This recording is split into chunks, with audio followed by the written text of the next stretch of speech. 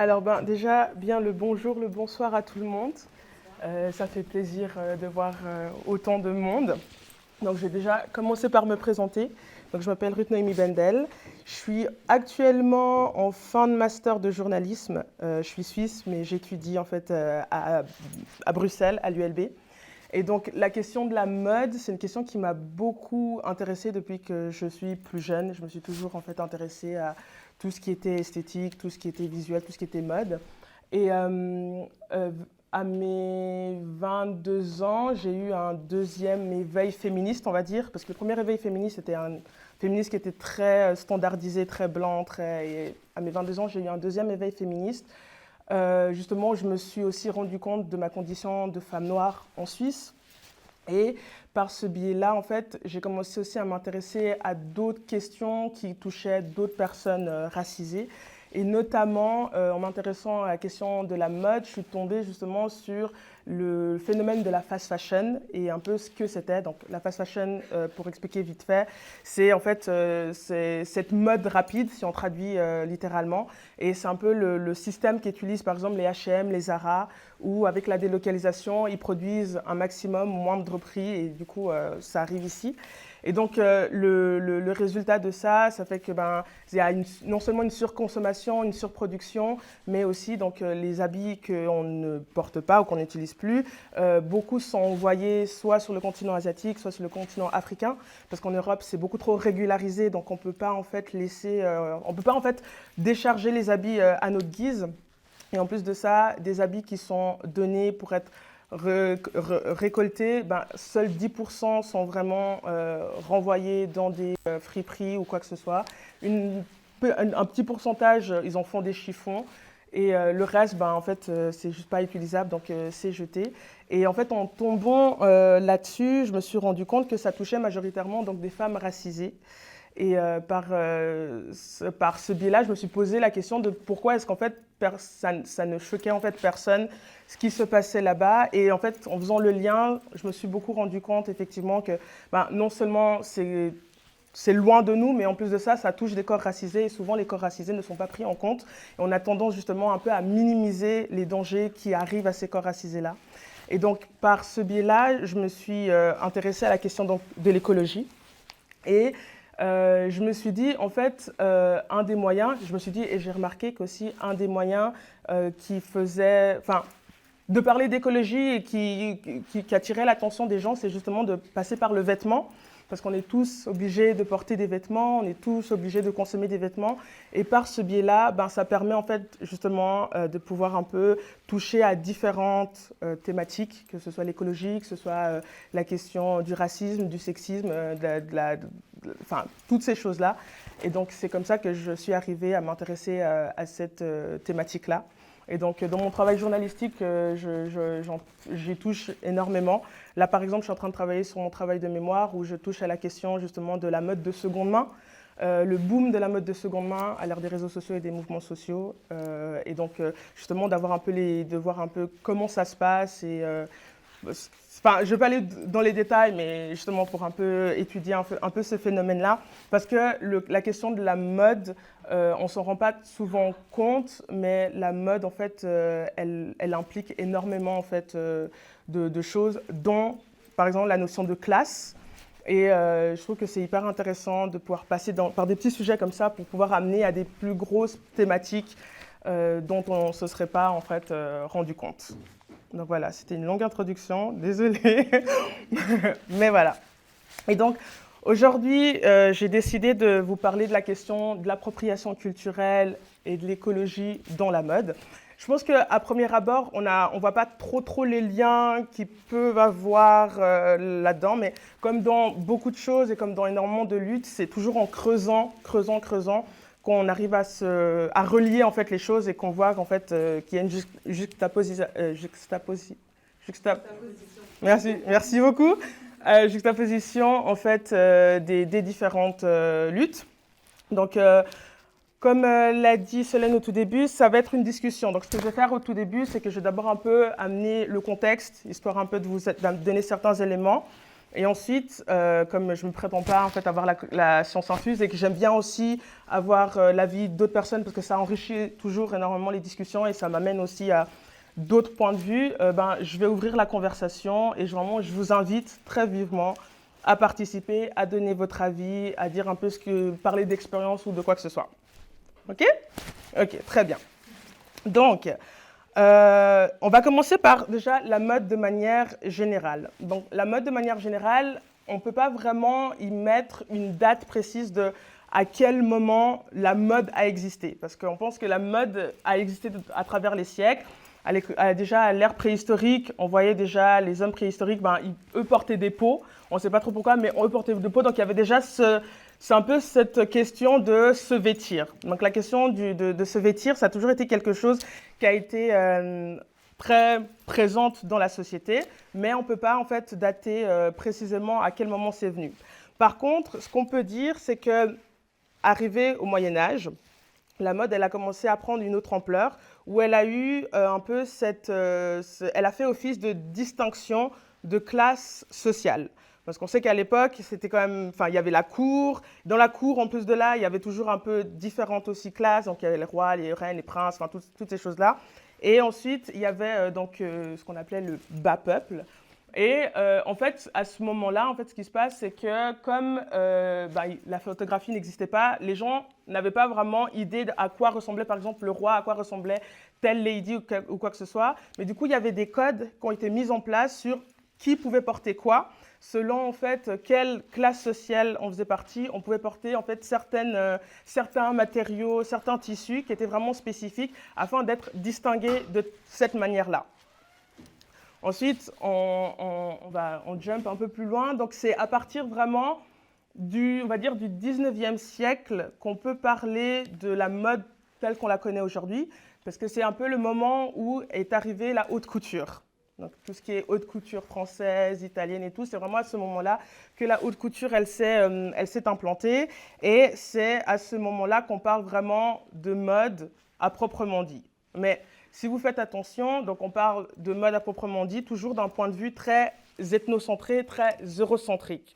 Parce que si la mode, comme je l'ai dit au Moyen-Âge, servait justement de distinction, mais en fait, dans d'autres continents, tels que le continent africain ou le continent asiatique, il était aussi très, très, très utilisé pour se distinguer au niveau des ethnies. Parce que dans un même pays, il existait énormément d'ethnies, et pour justement se distinguer, plus dans cette côté-là, se distinguer et se mettre en avant, il y avait justement des apparats bien particuliers qui appartenaient à chaque ethnie, qui étaient justement, qui faisaient vraiment partie de la culture, quoi.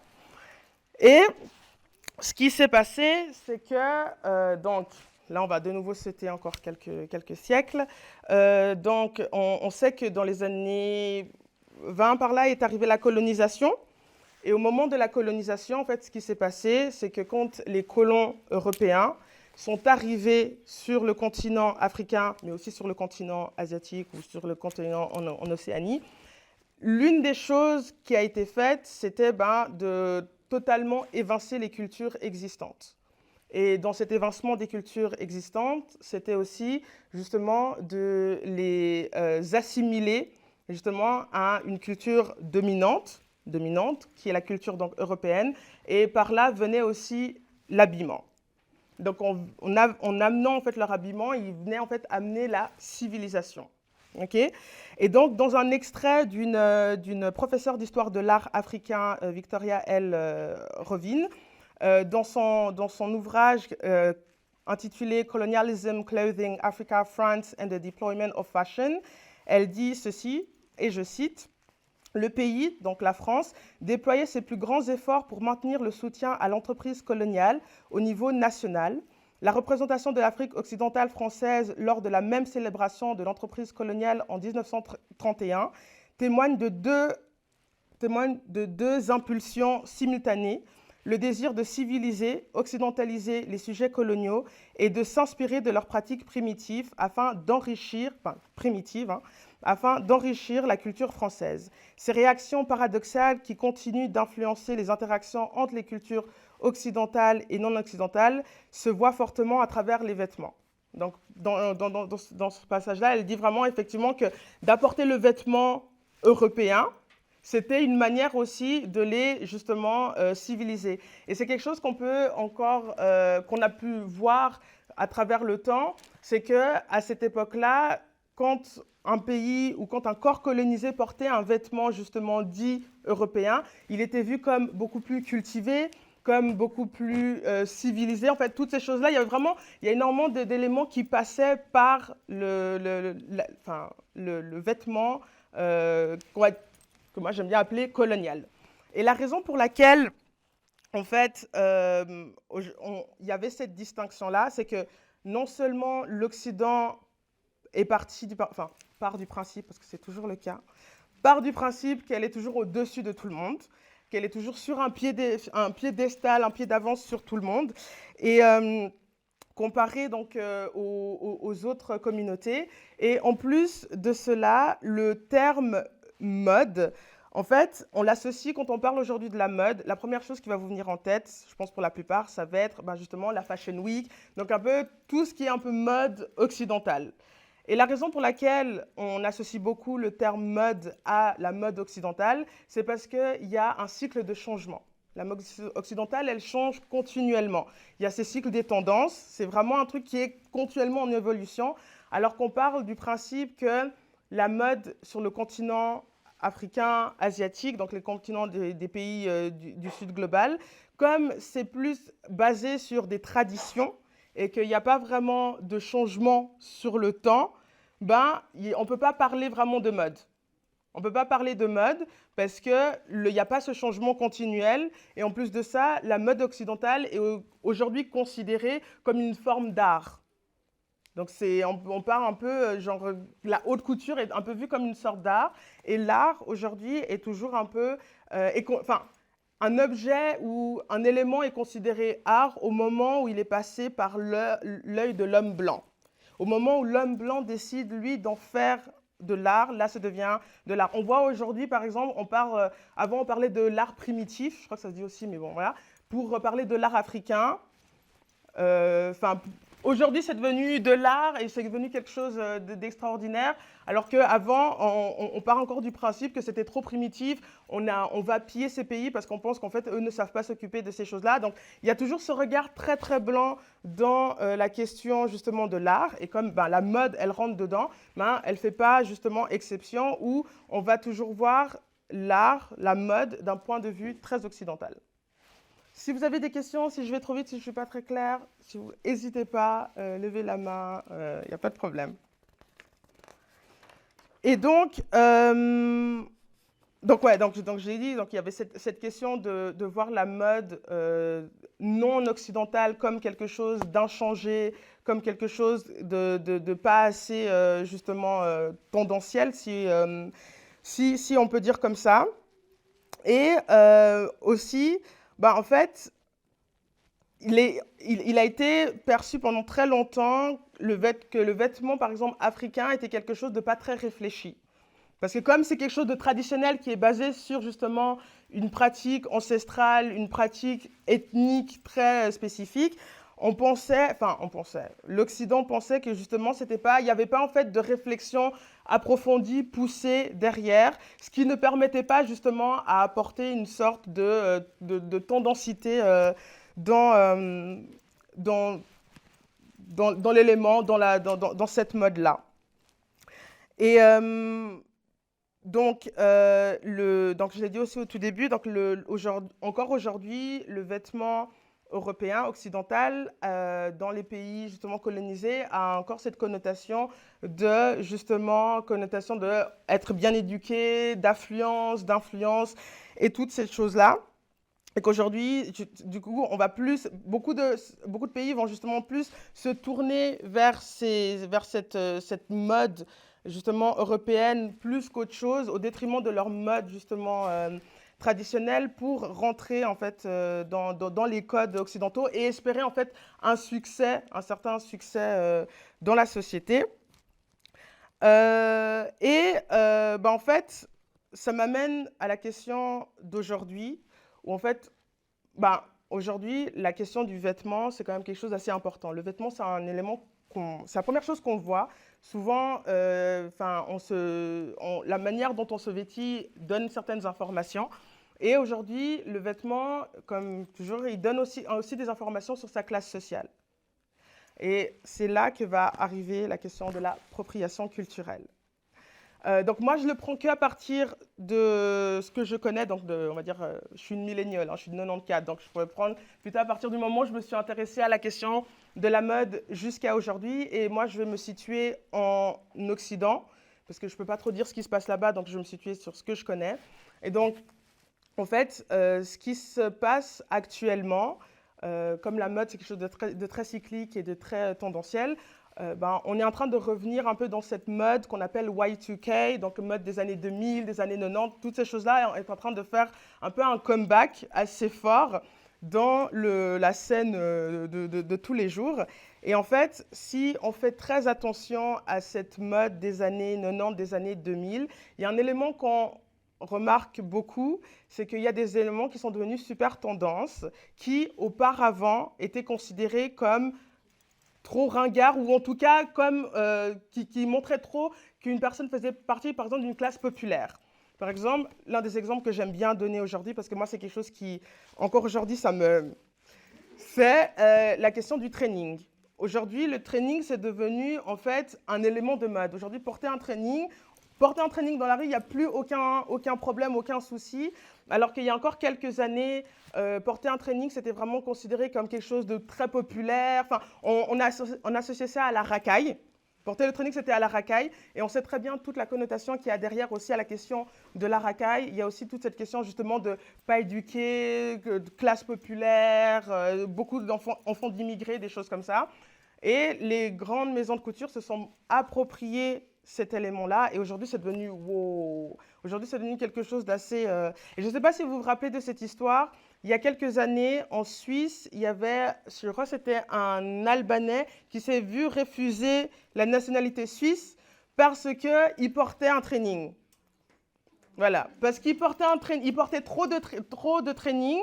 Du coup, il ne pouvait pas être assimilé comme assez suisse parce que ce n'était pas vu comme assez suisse de porter un training, alors que, qu'on soit d'accord, le vêtement, sur l'intelligence, ça ne change à rien. Ça, je pense qu'on est tous d'accord avec ça.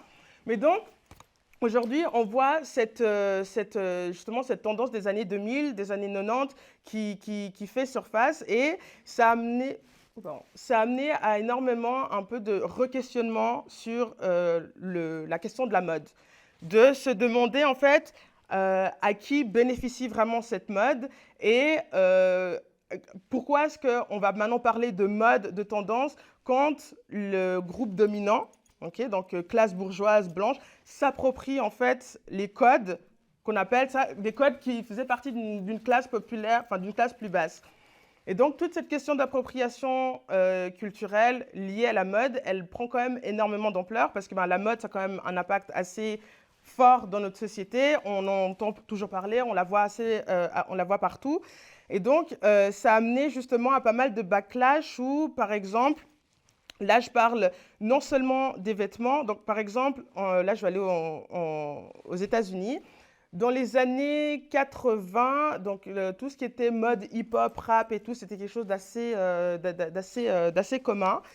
Et dans les années 90, donc, il y avait déjà des créateurs implantés à ce moment-là, Karl Kani, des personnes comme ça, Dapper Dan et tout, vraiment des personnes qui étaient super implantées dans la communauté afro-américaine et justement qui amenaient en fait toute cette culture hip-hop pour essayer de la rendre un peu mainstream, mais qui était quand même toujours un peu vue de haut.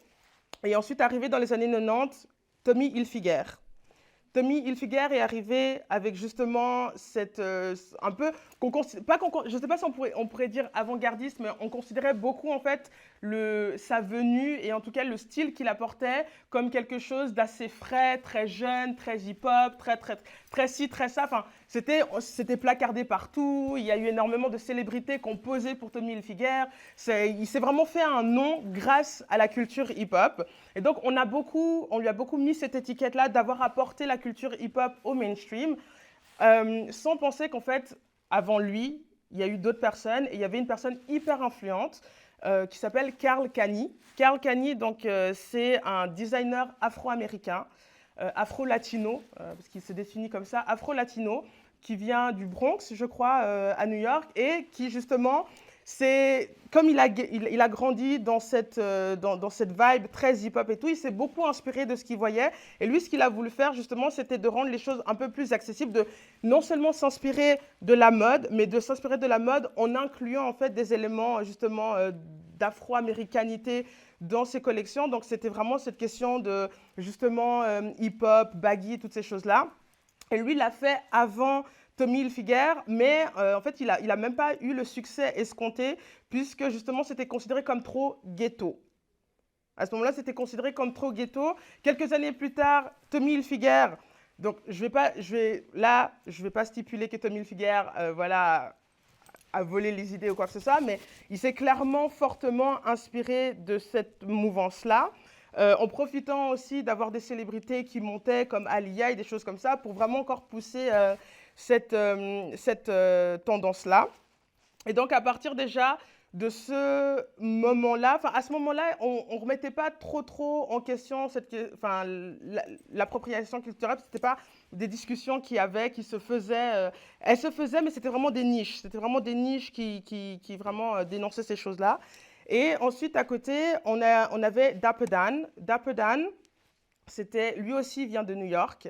Et en fait, lui, il a fait succès des années bien plus tard, mais en fait, il était connu dans la communauté afro-américaine pour justement recopier, en fait, prendre les sigles de marques comme Louis Vuitton, Gucci et tout, et en fait, les faire en monogramme. Vous savez qu'aujourd'hui, on voit un peu les monogrammes, voilà. Ça, c'est en fait Dapper Dan, en fait, qui est venu avec cette idée-là. Et donc, en fait, comme il le faisait illégalement, parce que techniquement, il n'avait pas le droit de reprendre en fait, des monogrammes de mode et tout, donc ça fait qu'il a été, il a été dénoncé et on a en fait carrément, je ne sais plus comment on dit ça, mais en gros, on lui a enlevé l'autorisation de pouvoir produire.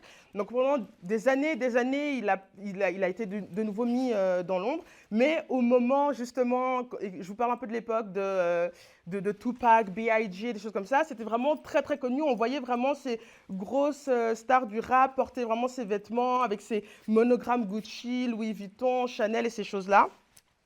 Et il y a quelques années, je crois que c'était en 2017, Gucci, je crois que c'était sa collection de printemps-été, Gucci, lors de son défilé, a en fait présenté une pièce qui était vraiment identique à une des pièces iconiques de Dapper Dan. Et à ce moment-là, parce que les réseaux sociaux aident aussi beaucoup justement à porter ce genre de choses-là, et d'où aussi la raison pour laquelle on parle beaucoup plus de questions d'appropriation culturelle aujourd'hui, ça fait un tollé général sur les réseaux sociaux où les gens disaient, mais en fait, ça c'est une copie conforme de Dapper Dan. Il n'y a jamais eu en fait de crédit ou quoi que ce soit. Et c'est à ce moment-là qu'en fait Gucci a dit, ah non, mais en fait on faisait hommage à Dapper Dan. D'un coup, on faisait hommage à Dapper Dan. Et en fait, clairement, je pense qu'ils ont essayé de se cacher derrière parce qu'ils pensaient que tout le monde avait oublié Dapper Dan. Et c'est toujours c'est un pattern, enfin, c'est un pattern, oh, désolé.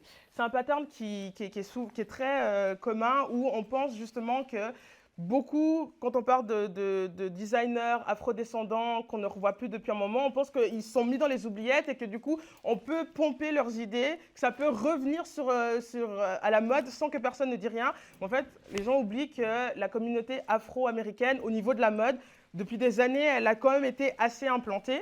Donc, ça fait un gros tollé. Donc, ce qui a forcé, et là, je l'ai dit vraiment, forcé Gucci à devoir faire une collaboration avec Dapper Dan.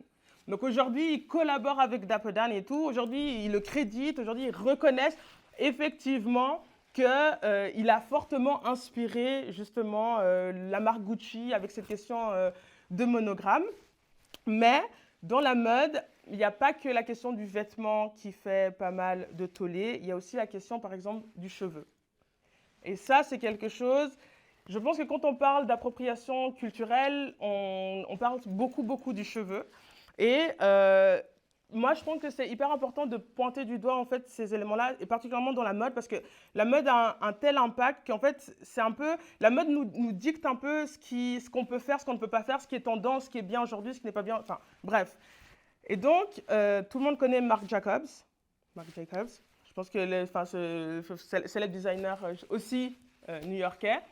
En 2017, lors d'un de ses défilés, il a envoyé des mannequins majoritairement blanches avec des dreads.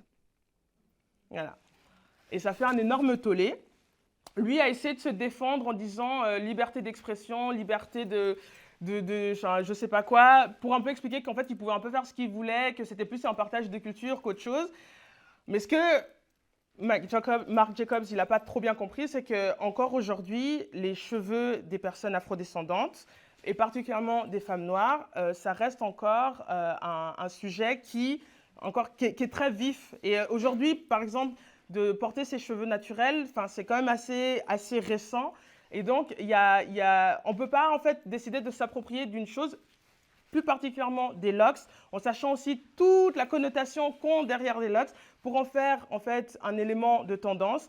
Quand on sait que derrière, il y a des femmes noires, il y a des hommes noirs qui littéralement n'arrivent pas à avoir du travail, n'arrivent pas vraiment à accéder à des comment dire ça, à des hauts high rank, ouais voilà, dans la société, parce que justement ils portent tel ou tel cheveu, ils ont des locks ou quoi que ce soit. Et donc il y a eu ce premier tollé-là, il s'est excusé, mais après maintes justement tweets et Instagram et call-out et tout. Et ensuite, je ne sais plus si c'était la même année ou plus tard, encore sur un de ses défilés, il a fait défiler des mannequins majoritairement blanches avec ce qu'on appelle aujourd'hui, pas aujourd'hui, mais ce qu'on appelle des bantu knots, que lui a renommé mini buns. Alors les bantu knots, c'est une coiffure en fait qui consiste à justement à twister tes cheveux et en faire un peu des knots. Voilà, comme ça, et on appelle ça des bantu knots. Et bantu, en fait, c'est une communauté qu'on retrouve en Afrique centrale. Et justement, c'est lié en fait justement à cette pratique-là. Donc il y a quand même toute une pratique derrière, tu vois, quand même ethnique, ancestrale derrière. Et donc Marc Jacobs, lui, a décidé de s'approprier cet élément-là et de l'appeler mini buns. La question, justement, je pense que c'est à ce moment-là qu'on peut vraiment clairement parler d'appropriation culturelle, le moment où on décide de s'approprier un élément qui ne nous appartient pas et qu'on décide de renommer par la suite avec un autre nom pour que ce soit un peu plus trendy. Et là je crois que vraiment ce moment-là, ça a vraiment fait le plus gros de ces scandales, en fait. Parce que c'était vraiment la goutte de trop, en fait, de vraiment s'approprier une coiffure que les femmes noires portent depuis des années. Enfin, je me rappelle à ce moment-là, quand il y a vraiment eu ce scandale, parce que je suis quand même beaucoup sur Twitter, il y avait énormément de femmes noires qui partageaient en fait des photos d'elles quand elles étaient petites. Vraiment des femmes noires de tous les âges, avec justement ces bantu knots, ces mini buns, en disant, mais en fait, parce que lui il disait, ah mais non, en fait, parce que oui, voilà, lui a prétendu dire qu'il a eu l'idée qu'il lui est juste survenu comme ça, où il s'est dit, ça prête pas mal de faire des petites couettes comme ça. Et en donné, les gens ont dit, Marc, c'est bien gentil, mais en fait, il y a un peu vraiment toute cette question de s'inspirer des personnes afrodescendantes et ne pas les créditer. Et c'est là où est le problème. C'est justement la question de s'inspirer des personnes afrodescendantes, de voler en fait leurs artefacts, ou en tout cas tout ce qu'ils ont construit qui constitue une culture, se la réapproprier, en faire une tendance, parce qu'aujourd'hui, du coup, ça devient trop cool de porter des locks, de porter des trainings, de porter ci, de porter ça, de porter... Voilà. En sachant que derrière, avant, ces communautés-là étaient diabolisées pour faire la même chose. Voilà. Et donc là, ça m'amène aussi à la question de l'écologie, où on parle beaucoup de communautés qui se retrouvent énormément dans des classes populaires. Et aujourd'hui, je pense qu'on est un peu tous au courant que les classes populaires, c'est les classes les moins polluantes au monde. Donc en fait, les classes populaires, sans le vouloir, parce qu'elles n'avaient pas le choix, elles ont toujours été très justement écologiques dans leur manière justement de consommer, dans leur manière en fait de faire, enfin toutes ces choses-là. Même la question de la seconde main, c'est pour ça aussi que je m'intéresse à cette question-là. La question de la seconde main, aujourd'hui, elle a été réappropriée par justement les classes dominantes, alors qu'avant, c'était beaucoup les classes populaires qui occupaient cet espace-là. ce qui crée beaucoup de problèmes avec la question de la gentrification et de ces choses-là, mais justement de voir comment est-ce qu'en fait du moment où un élément, un phénomène passe d'une classe à une autre, elle commence à avoir plus de lumière et on commence après par la suite à diaboliser de nouveau les classes justement populaires qui, elles, en fait, sont arrivées en premier avec cette idée-là. Et donc, ça m'amène à la question de l'écologie. Et je suis arrivée à la question de l'écologie parce que je me suis rendu compte d'une chose, c'est qu'en regardant tout ça, je me suis dit, mais en fait, ça inclut énormément de personnes, justement, racisées, des personnes qui sont beaucoup dans des classes populaires, qui sont les premières aussi impactées par la question écologique. Parce que si on prend la question du vêtement, aujourd'hui, on a beau, justement, avoir une plus grande conscience écologique, enfin, les millions, milliards de vêtements qui sont toujours non utilisés, qui sont toujours envoyés là-bas, enfin, continuent à impacter ces peuples-là, mais à aucun moment on inclut vraiment les personnes concernées dans la discussion. Vraiment, à aucun moment on vient justement leur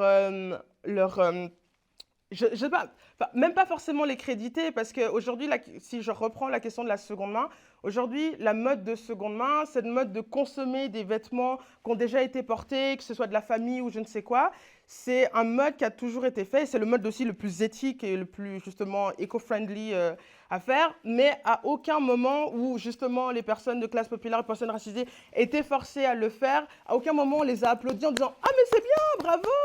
Non, mais par contre, aujourd'hui, parce que les classes, justement, plus aisées le font, là, d'un coup, on va parler de questions écologiques. Et maintenant, il faut vraiment le mettre en avant, alors qu'avant, ça ne va pas être le cas. Et on va toujours trouver des choses pour accuser les personnes, justement, racisées ou les personnes populaires, à dire « Ah, mais vous voyez, vous faites ça mal, vous faites ça mal. » Enfin, à qui est-ce qu'on donne aussi la légitimité de pouvoir rentrer dans la question écologique. C'est là, en fait, c'est pour ça qu'en fait, que ça m'a amené à cette question, justement, de me dire, mais quand on relit tout ceci, on remarque justement que ces questions-là, la question justement de la mode, la question de l'appropriation, elle a toujours concerné des classes défavorisées, qui ont toujours fait avec ce qu'elles pouvaient, et justement qui ont toujours fait avec la créativité qu'elles pouvaient, et à un moment donné, cette créativité leur a été un peu, enfin, même pas un peu, leur a été complètement enlevée des mains, arrachée des mains, on les met un peu dans l'ombre, et ensuite on va en fait coller l'étiquette en fait à la classe dominante, et dire que justement c'est la classe dominante qui est arrivée avec cette idée-là. Et donc, c'est en arrivant par là enfin, en faisant ce cheminement-là. Là, j'essaie de vous faire un peu mon petit cheminement où je suis arrivée à cette question d'écologie. Et récemment, j'ai eu une fois une discussion avec une dame, une femme blanche qui me disait que donc elle est beaucoup dans les milieux écologiques et en fait, elle comprenait pas pourquoi est-ce qu'elle n'arrivait pas à atteindre plus de personnes racisées dans les questions écologiques en Suisse. Et une des choses que moi je lui ai dit, c'est que déjà, en tant que personne racisée, on a des luttes beaucoup plus hardcore à vivre. Enfin, quand on vit le racisme au quotidien, à un moment donné, on doit aussi choisir comment est-ce qu'on doit survivre dans la vie. Donc, on ne peut pas avoir non plus la tête partout. Mais c'est aussi qu'aujourd'hui, les luttes écologiques ont tellement été whitewashées, et ça, c'est vraiment tout le monde comprend le terme whitewashé, c'est bon? Du coup, tellement ont été occidentalisées. Que les personnes racisées, je parle des personnes racisées autant en Occident que dans les pays du Sud global, qui, eux, sont vraiment les plus touchés, elles n'ont jamais été incluses dans cette question-là. Elles n'ont jamais été incluses. Donc, du moment où on ne nous inclut pas, ou en tout cas, on ne nous écoute pas, et ça, on le voit. Est-ce que vous vous souvenez du scandale qu'il y a eu avec l'activiste je ne sais plus de quel pays elle vient, mais ils étaient venus, je crois, c'était à Davos. Il y avait une photo, et c'est Vanessa Ankate, elle a été coupée justement de cette photo-là. Ouais, c'était une photo où il y avait plein d'activistes, jeunes activistes du climat. Et c'était la seule activiste noire africaine qui était là, qui était justement venue pour parler pour le continent africain et tout. Et ça fait des années qu'elle est dans le mouvement. Et sur la photo officielle qui avait été publiée par les médias, elle avait été coupée. Elle avait été coupée en fait de la photo. Et quand elle a demandé en fait le pourquoi est-ce qu'elle avait été coupée, parce que du coup l'image coupée avait été partagée par tous les médias en fait occidentaux. Et quand elle a demandé pourquoi est-ce qu'elle avait été coupée, on avait dit pour question de cadre. Étonnamment, c'est la noire qui est mal cadrée qu'on doit. Et justement, ça avait fait un énorme tollé parce qu'elle avait mis en avant le fait de l'avoir supprimé de cette image-là, surtout qu'en plus c'était Davos, c'était quand même un grand sommet et tout, ça montre justement du je m'en foutisme qu'on a pour les personnes afrodescendantes qui subissent justement les dégâts des Occidentaux, parce qu'il faut savoir que les questions de mode, enfin de vêtements, des décharges énormes, je ne sais pas si vous avez déjà vu des photos, mais les décharges énormes d'habits là-bas, ben, en fait, c'est des habits qui viennent pour la majorité, le 90% de l'Occident, qu'on jette là-bas. Donc en fait, non seulement on leur ramène, désolé de l'expression, nos merdes, mais en plus de ça, quand eux viennent justement pour parler justement des horreurs qu'ils vivent et justement du danger qu'eux vivent, parce qu'ils vont être les premiers touchés, en fait, on ne les écoute même pas. Et on ne les inclut même pas. Et en plus, on le voit aussi dans la question juste médiatique. Cette Vanessa Nkate, elle, on en parle très très peu, mais par contre, tout le monde connaît qui est Greta Thunberg. Et tout le monde l'a un peu mise en avant comme si c'était l'activiste qui était arrivé avec ces questions-là, alors que les premiers activistes du climat, c'était des personnes racisées. Aux États-Unis, au Canada, justement, les premières, je ne sais pas si on peut dire premières First Nation ou les Premières Nations, du coup, elles se mettent, ça fait déjà limite, enfin, vraiment limite des siècles, qu'elles militent justement pour la préservation non seulement de leurs terres, mais aussi de la nature, parce qu'ils sont au courant du danger qui s'implique. Les femmes racisées sont les premières, et il y a un très bon livre, je vais essayer de me rappeler de ce livre-là, mais il y a un très bon livre qui en parle justement des femmes racisées dans le milieu de l'écologie, et que ça date vraiment depuis des années, qui elle aussi milite par rapport à ça. Et en fait, à aucun moment on a mis la lumière dessus. Et arrivait Greta Thunberg, et puis du coup, dans une société suprémaciste en même temps, c'est pas étonnant, mais en fait, c'est triste à voir qu'il a fallu attendre Greta Thunberg pour qu'en fait, on se rende compte qu'il y avait vraiment un danger écologique, alors que ce danger écologique, il est déjà, en fait, ça fait des années qu'on en voit, que les pays du Sud global envoient en fait un warning pour justement parler de ces dangers-là. Mais c'est qu'au moment où ça commence à toucher l'Occident qu'on va vraiment s'en soucier. Donc voilà, donc c'était pour ma présentation. Et donc moi, j'aimerais vous inviter justement à partager vos avis par rapport à ça, des commentaires ou quoi que ce soit, parce que c'est quelque chose qui, moi, m'intéresse toujours. J'aime beaucoup justement pouvoir ouvrir un peu mes panels de réflexion. Et je reste humaine, donc je suis souvent aussi concentrée par ce que je vois. Donc la discussion est ouverte. C'est à vous, exprimez-vous sur ce que j'ai parlé. Si vous voulez apporter d'autres éléments, apporter des précisions, apporter des corrections, vraiment, c'est très volontiers.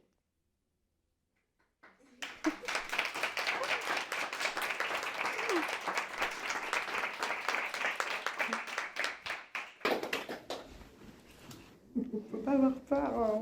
C'est un peu intimidant, mais il ne faut pas avoir peur. Oui. J'aurais une question en fait. Vous avez parlé beaucoup justement d'échanges culturels et dans quel cadre ça peut être exploitatif. Je pensais genre une culture dominante ou une classe dominante qui vole des idées qui appartiennent à d'autres peuples ou à d'autres classes. Mais est-ce qu'il y a un exemple où ça arrive, où ça se passe bien, où c'est un bon échange, où c'est des trucs qui sont populaires, qui deviennent littéralement populaires, où les gens c'est accepté et ça se passe d'une bonne façon? Bah, comme ça, là, de tête, je ne saurais pas donner une idée. À part maintenant la collaboration avec Dapper Dan et puis Gucci, qui par force, en fait, ça a été un peu, ils l'ont un peu fait parce qu'ils se sont dit, il faut peut-être qu'on le fasse parce que sinon les gens ils vont gueuler, quoi, puis on veut pas qu'ils gueulent plus.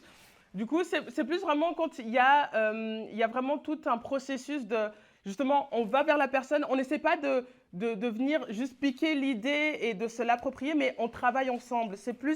Là, ce serait une bonne collaboration, tu vois, vraiment de permettre. Par exemple, mais vraiment comme ça, je n'arriverais pas à donner une idée. Oui. Moi, je voudrais plutôt abonder dans le sens où il y a aussi un gatekeeping qui est fait. C'est pas une question que de collaboration, mais c'est de savoir pourquoi est-ce que dans des cultures occidentales, on se sent aussi à l'aise d'aller piocher, tandis que d'autres cultures qui se serraient à ça, on leur dit « je tiens à faire des trucs traditionnels ». Donc je pense que la question, elle peut être très d'autres. Ouais, très bien. Ouais, hyper intéressant. Hyper intéressant. Mais non, effectivement, parce que si je reviens justement sur vos deux réflexions, donc la première réflexion, là, aujourd'hui, je ne saurais pas te dire une collaboration où ça s'est super bien passé et que genre, ça a été hyper bien reçu. Parce qu'en fait, la plupart du temps, c'est jamais super bien, ça se passe jamais super bien. Et parce que aussi, justement, il y a de nouveau ce rapport de pouvoir, tu vois. Par exemple, Gucci qui se réapproprie, parce que ça reste Gucci, ça reste une grande maison. Du coup, il y a un peu ce truc de, en fait, on peut un peu faire ce qu'on veut. Donc, de toute manière, on n'a pas trop peur de représailles, sans penser qu'aujourd'hui, justement, Internet, les réseaux sociaux sont un peu les représailles derrière. Mais ouais, comme ça, de tête, je pourrais vraiment pas te dire. Mais clairement, en ayant écouté, lu différentes manières où tu as des designers qui ont parlé justement de comment est-ce que ce genre de collaboration pourrait être fait de manière, on va dire, saine, où c'est plus vraiment une appréciation culturelle plus qu'une appropriation. Parce qu'aussi, le fil entre appréciation et appropriation est très très fin. Hein. Genre, tu peux passer de l'un à l'autre très facilement. Comme ça, tu passes de l'un à l'autre. Donc, c'est toujours très délicat et je pense que c'est vraiment de plutôt la manière dont tu approches la chose qui va aussi énormément définir comment va se passer en fait la relation, quoi. Donc c'est vraiment de prendre le temps de vraiment discuter comment apporter la chose sans que toi tu t'en appropries, que la culture dominante s'en approprie totalement et on fasse toute une nouvelle tendance qui va apporter en fait d'autres conséquences qui sont par exemple la question de la gentrification, par exemple la question de la seconde main. Aujourd'hui, pour énormément de personnes qui ne pouvaient que s'offrir de la seconde main, ça devient de plus en plus difficile, ce qui fait que ces personnes doivent se retourner dans la fast fashion. Et après, du coup, on pointe du doigt sur ces personnes-là parce que ces personnes-là utilisent la fast fashion. Et tu es un peu là, oui, mais en fait, tu n'as pas pris en compte qu'aujourd'hui, la seconde main, c'est devenu tellement cher que je ne peux plus me payer de la seconde main et que maintenant, la fast fashion, enfin, tu vois, ça amène en fait à toutes ces choses-là qui font qu'il y a énormément d'éléments et plein de facteurs à prendre en compte. Et je pense que c'est la collaboration que tu décides de faire. Tu dois en discuter avec la personne avec qui tu décides de collaborer pour voir comment tu peux le faire, tu vois. Je pense que ce serait vraiment le plus safe, en tout cas. Ou en tout cas, ou sinon, si tu es moi, je le dis tout le temps, hein, si tu as une grande plateforme, au lieu d'essayer de t'approprier le truc comme, je sais pas, enfin, tu offres ta plateforme tout simplement. Vraiment d'offrir la plateforme. Tu vois, Gucci aurait pu faire ça dès le début, inviter Dapper Dan. Ce qu'ils auraient pu faire, c'est ça. Et là, il n'y aurait eu aucun problème de l'inviter pour justement sa collection. Ça aurait été nickel. Mais après, de s'approprier sa collection, enfin, de s'approprier en fait son esthétique et ensuite dire quand on les dénonce, ah non, c'était un hommage à Dapper Dan, alors qu'en fait, je pense qu'il n'y avait jamais eu de moment où c'était un hommage. C'est plus qu'on les a un peu, tu vois, pointés du doigt et que là, d'un coup, il fallait dire quelque chose, tu vois. Là, ça passe mal. Et c'est vraiment cette question de ras-le-bol et la question aussi du gatekeeping, tu vois. Et c'est pour ça qu'aujourd'hui, dans le gatekeeping, tout le monde connaît ce que ça veut dire gatekeeping.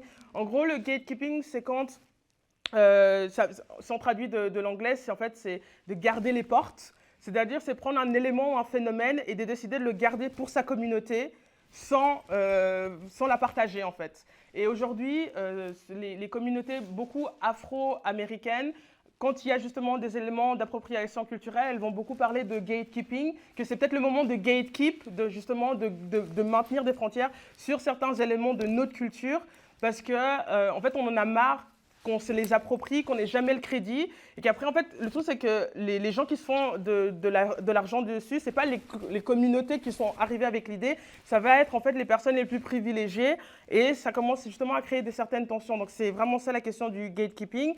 Et ouais, donc aujourd'hui, la question du gatekeeping, elle est énormément discutée aux États-Unis, sauf que c'est toujours très difficile parce que la culture afro-américaine, et eux vraiment parlent de culture, eux ils parlent de culture noire.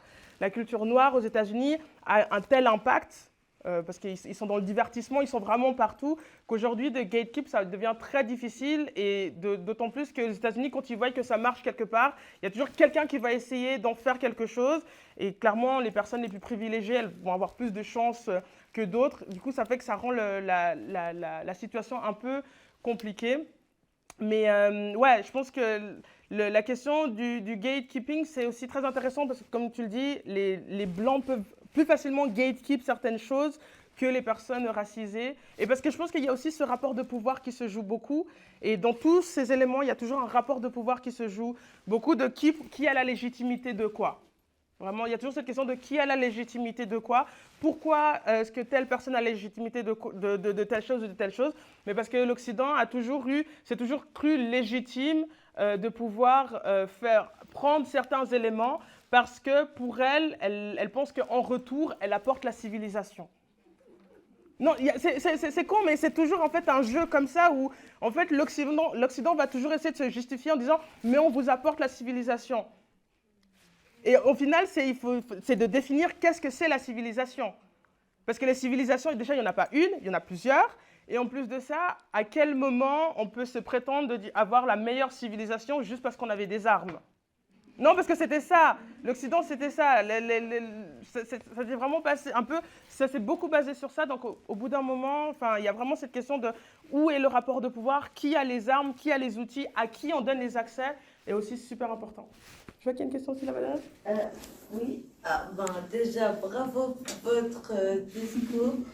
Juste une question, est-ce que je peux vous demander un exemple, une situation peut-être qui vous est arrivée ou qui nous sont arrivées du gatekeeping? Voilà, un exemple, juste pour que je vois un peu ce que c'est. Alors par exemple, actuellement, avec la mode du Y2K, donc des années 2000 et tout, aux États-Unis, ce qui commence à être hyper justement populaire, c'est de porter justement des grills. Les grills, c'est un peu ces trucs qu'on met sur les dents, on voit beaucoup les rappeurs les mettre et tout. Les grills, aussi les long nails et tout, les longs ongles et tout, ça c'est devenu quelque chose justement qui en fait est venu des communautés afro, qui étaient considérées comme trop ghetto, et maintenant ce même style apposé sur un canevas plus européen, plus occidental, c'est devenu à la mode. Aujourd'hui, ça devient difficile de se promener dans la rue sans voir en fait des personnes avec des super ongles et tout. Et c'est vraiment ce qu'on appelle le nail art, vraiment, donc l'art de l'ongle et tout, est aujourd'hui devenu tellement populaire que la communauté justement afro-américaine, elle est toujours un peu à se dire, en fait, il est temps de gatekeep, les cheveux aussi. Aujourd'hui, la question des cheveux, se faire les tresses, se faire, toutes ces choses-là, aujourd'hui, ça commence à devenir aussi des éléments que les Afro-Américains veulent gatekeep. Mais en fait, il y a énormément de choses que les Afro-Américains veulent. Dès que tu es sur Twitter, les Afro-Américains veulent gatekeep tout. Donc, je pourrais donner tout comme exemple. Mais non, c'est hyper intéressant parce que après, le rapport aussi aux États-Unis et le rapport en Occident, en Europe est aussi différent parce que l'histoire est différente. Et moi, j'aime bien justement bien préciser ça. Et quand je parle de certaines choses, j'aime bien préciser de où je suis située parce que les rapports sont quand même aussi différents qui font que moi, en tant que personne noire, je peux me reconnaître avec certaines choses avec les Américains, mais il n'y a pas tout non plus dont je peux me reconnaître. Et je pense que c'est hyper important d'aussi comprendre aussi ces rapports-là. Mais donc voilà, la question du gatekeep, c'est vraiment toute cette question justement de garder des éléments qui sont venus des classes afro-américaines et aujourd'hui sont devenus populaires et qu'on ne donne pas de crédit. Et ce n'est pas les personnes en fait, qui sont venues avec ces idées-là qui se font de l'argent dessus. Une autre histoire aussi de gatekeep, tout le monde connaît TikTok. TikTok aujourd'hui, tout ce qui est danse, tout ce qui est challenge, c'est beaucoup en fait des TikTokers afro-américains qui sont derrière. Et il y a une des danses justement, il y avait une danse, c'était une afro-américaine qui était venue avec cette danse-là. Une TikTokeuse américaine blanche, je crois que c'est Charli D'Amelio, je sais pas quoi. Et un jour, elle a fait la même danse et elle a explosé dans les likes. Et donc, on lui a carrément attribué cette danse-là.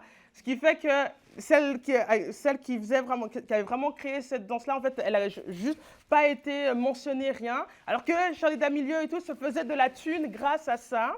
Et en fait, c'était à ce moment-là, je crois que vraiment toute la communauté Twitter et TikTok, mais surtout Twitter, ils se sont vraiment tous mis ensemble pour aider cette danseuse à copyright, trademarker en fait sa danse. Et elle a été trademarkée et enfin là, les influenceurs, les TikTokers, genre Charli D'Amelio, Addison Rae, des choses comme ça, des personnes comme ça, pardon, excusez-moi, et des personnes comme ça ont enfin reconnu qu'effectivement c'était une danse, ils s'étaient inspirés de cette danse-là, enfin ils avaient pris cette danse-là, mais ce n'était pas la leur, mais jamais ils avaient crédité. Et il y a aussi toute cette question beaucoup sur TikTok, où maintenant sur TikTok tu peux mettre les crédits de à qui appartient telle ou telle danse, parce qu'il y a beaucoup de TikTokers, enfin en tout cas de créateurs de contenu afro-américains qui se font voler énormément de choses et ils sont beaucoup à se dire gatekeep. Et là, un exemple concret, c'est par exemple de se dire de créer une plateforme où tous les créateurs de contenu afro-américains iraient dessus. Comme ça, en fait, ça fait que tout ce qu'ils gardent, il serait là, quoi. Mais c'est vrai que les autres plateformes, enfin TikTok par exemple, ne ferait pas long feu parce que vraiment les personnes racisées sur les réseaux sociaux, comme TikTok, c'est elles qui font avancer le truc. Merci beaucoup pour les... En fait, en gros, c'est reprendre quelque chose à quelqu'un. Exactement. C'est plus ou moins l'abrégé de toute votre explication. Ouais. C'est en gros, au bol, on aime bien comme cheville et bim, dès le lendemain, je reviens ici, je vois une fille ou un garçon habillé avec aussi le jean, c'est l'exemple plus ou moins de prendre la... Exactement. Pas de souci. J'ai que tu levais la main. Je sais pas s'il y a quelqu'un. Vas-y. Je suis super en fait ce que tu racontes parce que ça m'a fait avoir une nouvelle réflexion sur le genre de discussion qu'on peut avoir maintenant. On va rappeler ça la réappropriation culturelle. Parce que, genre, dans mon souvenir, jusqu'il n'y a pas si longtemps, il fallait être reconnaissant que les populations qui ont plus de pouvoir trouvent une valeur dans ce que tu venais de créer en fait. Et que tout d'un coup, on ne discutait pas de qui économiquement allait en profiter, qui allait avoir une élévation de statut par cet objet esthétique. Et que, enfin, je me suis perdue dans le coup. Ouais. La question de la réappropriation. Voilà, et donc du coup, c'est un sujet qui gêne un peu parce que du coup, on a envie de partage, on a envie d'échanger les choses, mais que jusqu'à présent, le fait d'être réapproprié était vu comme un objet positif, par exemple, de la population blanche de classe moyenne. Par exemple, si on prend dans le hip-hop, le fait que des gens récitaient Booba par cœur, c'était donner de la valeur à Booba. Avant que ça, en fait, l'album de Booba n'avait aucune valeur, en fait. Et donc, du coup, on empêche d'avoir de l'espace pour des personnes qui pourraient connecter à un niveau un peu plus profond. Et ça devient un objet de consommation, en fait. Non, clairement. Non, mais c'est très intéressant que tu le dises et justement que tu prennes l'exemple du rap parce que je me suis aussi... Enfin, moi, tout ce qui touche à la question appropriation, réappropriation, ça m'intéresse énormément. Et j'ai vu en fait un phénomène qui s'est beaucoup passé au moment où Nekfeu, il a explosé. Où tout le monde a commencé à... Donc, Nekfeu, c'est un rappeur français d'origine grecque et je sais plus quoi d'autre, mais je crois en tout cas d'origine grecque et française. Donc c'est un rappeur français blanc, c'est très important de le dire. Et en fait, au moment où Nekfeu a explosé, là d'un coup le rap, c'était hyper cool, c'était hyper hype. Et en fait, ce que j'ai beaucoup remarqué, et parce que je fais beaucoup attention aussi à la sémantique qu'on utilise quand on parle en fait de certaines choses, Nekfeu, déjà, on mettait beaucoup en avant qu'il adorait lire. Il adorait la littérature. Il adorait citer Baudelaire, Maupassant, tout ce que vous voulez. Et il y avait un fort accent, justement, qu'on mettait sur le fait que dans ses textes, il faisait justement des allusions à tel auteur, il faisait telle allitération. Enfin, c'était limite vraiment une analyse de texte et tout. Et d'un coup, là, le rap, c'est devenu... trop bien et tout, enfin c'est génial, un rappeur qui vient, puis en plus Il est cultivé. Il y a toujours eu ce truc. Voilà. Et ensuite, donc en plus, je crois qu'il a même gagné je ne sais pas combien de prix et tout par rapport à ça. Le rap qui a quand même été un genre très omniprésent et qui encore aujourd'hui est quand même le genre le plus écouté parmi les jeunes en Occident. Depuis, en fait, Nekfeu, on n'en entend plus parler. Les rappeurs, que ce soit Damso, je ne sais quoi, ou je ne sais quel rappeur, ils explosent comme pas possible. Mais par contre, aucun d'eux ne gagne de prix. Et là, du coup, c'est aussi cette question de te dire, bah, en fait, le rap, c'est bien, mais quand c'est un blanc qui est cultivé, qui te cite du mot passant, et là, de nouveau, de se poser la question de, en fait, comme la culture, elle est toujours créée par le dominant, c'est lui qui va, en fait, nous donner, en fait, les caractéristiques qui sont, en fait, bien pour être considérées dans la société. Comme je vous dis, en fait, si on revient sur la vie, dans les années 2000, c'était impossible, revenir à la colonisation racaille. Petit exemple, une fois dans la rue, le soir, j'avais un hoodie, la police m'a cassonné, je peux vous en dire. Qu'est-ce qu'un hoodie? Un hoodie, c'est un sweat à capuche. Et maintenant, en fait, il y a des marques françaises qui font du hoodie de luxe. Exactement. Mais Balenciaga aujourd'hui. Et ça, c'est aussi un exemple que j'aimerais mentionner par rapport à la question de la réappropriation. Balenciaga, et je ne sais pas si certains d'entre vous connaissent la marque Vêtements. Voilà. Vêtements et Balenciaga, ils ont le même directeur artistique. Et en fait, ce qui est très intéressant avec ça, c'est que le directeur artistique, lui, vient d'une classe justement populaire de base. Donc, dans sa marque Vêtements qu'il a créée, il y a beaucoup d'inspiration justement populaire parce que c'est ce qu'il connaît. Et il s'est pas mal inspiré de ça pour créer aussi son Balenciaga. Mais par contre, moi, ce qui m'avait pas mal choqué avec Balenciaga, parce qu'aussi aujourd'hui, il y a un peu toute une aura autour des marques de luxe. Ce qui m'a pas mal choqué avec Balenciaga, et j'arrête pas de le dire, que je suis persuadée que Balenciaga est en train de faire une expérience sociétale, culturelle, tout ce que vous voulez, parce que c'est juste pas possible.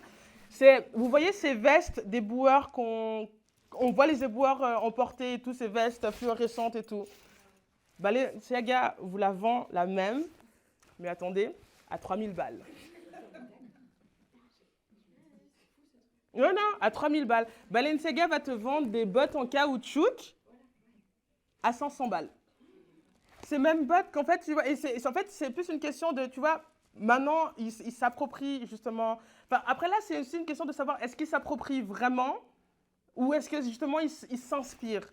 Je pense que là, il y a aussi une question de, comme lui vient aussi d'une classe quand même, est-ce que c'est de l'appropriation ou est-ce que c'est juste de l'inspiration? Après, c'est juste que Balenciaga, comme il n'a pas créé Balenciaga, il y a un peu ce truc aussi de gens qui se disent qu'il y a quand même une question d'appropriation derrière, où c'est quand même un peu de te dire, de t'approprier le vêtement du pauvre, de la classe moyenne, pour en faire un truc de luxe.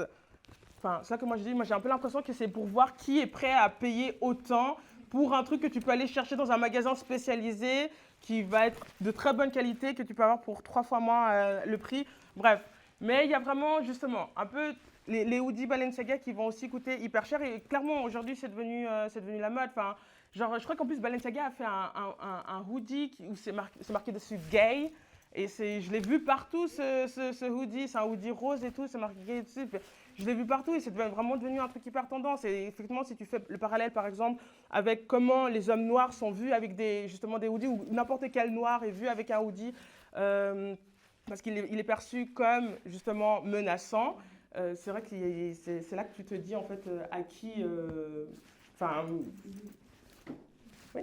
Puis ce que je trouve intéressant avec ce que tu dis, c'est aussi par rapport à la marque Vêtements, qui à la base était un collectif fait par deux frères qui sont d'une classe populaire,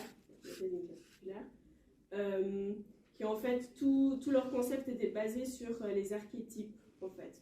Du coup, si on regarde leur première collection, on voit vraiment chaque look va être un archétype très spécifique. Et je pense que au moment où Vêtements a commencé à sortir des collections, ça a été un sorte de grand... il s'est passé un gros truc parce que voilà, tout d'un coup, on voyait des mamans avec leurs écharpes Chanel défiler, des punks. Enfin, il y avait vraiment ce truc très archétypal qui a hyper bien fonctionné. Ils vendaient, pareil, des t-shirts DHL pour 500 balles. C'était juste un t-shirt DHL. Et je pense qu'il y a eu cette appropriation du grand groupe LVMH. Je ne suis pas sûre si Balenciaga fait partie du groupe, mais de ce microcosme du luxe. Il s'est dit, ah mon Dieu, ça marche, du coup on va le mettre à la tête de Balenciaga. Et je pense, comme tu dis, un peu comme une sorte d'expérimentation pour voir en fait qui est prêt à acheter et à quel point ça n'a rien à voir avec ce que Balenciaga était historiquement dans la mode. Exactement. Donc une sorte de torsion de ce truc de départ d'un collectif, d'un truc hyper niche, avec quelque chose d'hyper commercial qui devient une sorte de sketch du capitalisme dans la mode de luxe. Exactement, ouais. Et moi, je pense qu'ils ont fait la même chose pour Louis Vuitton, tu vois, en mettant à la tête Virgil Abloh, qui est le fondateur de Off-White. Donc Off-White, qui est quand même une marque très, justement, underground, hip-hop et tout. Enfin, hip-hop, je dirais même pas hip-hop. Enfin, je dis hip-hop parce que, genre, j'ai lu un truc où il disait, ils avaient nommé, genre, Virgil Abloh comme designer hip-hop. Et les gens étaient un peu là, c'est-à-dire quoi, designer hip-hop? Enfin, bref.